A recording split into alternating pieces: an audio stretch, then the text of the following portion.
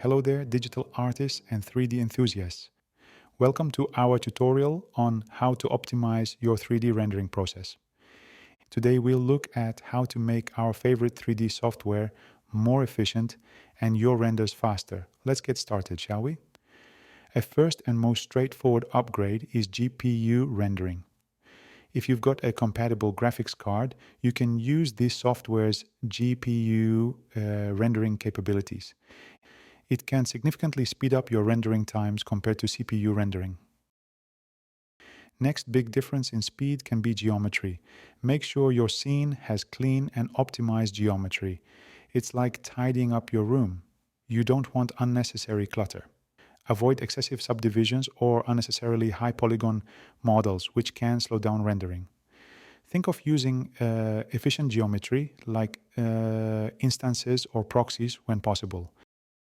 In third place, I would say textures.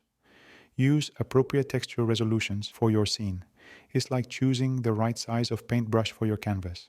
Avoid unnecessarily large textures and consider using texture compression formats like JPEG or PNG to reduce file sizes and improve rendering speed. Don't forget materials. Complex and highly reflective materials can be compute intensive. Simplify materials by reducing the number of reflections, using simpler shaders, or lowering the number of light bounces. Then there is render sampling. In the render settings, reduce the number of samples for global illumination, glossy reflections, and other effects if faster renders are needed. Find the right balance between quality and performance by making a few different renders starting at the low end. Denoising can also help. Enable the denoise feature in the render settings to reduce noise in the final render. This allows you to use fewer samples and achieve even faster results. Another more complex trick is using render layers and passes.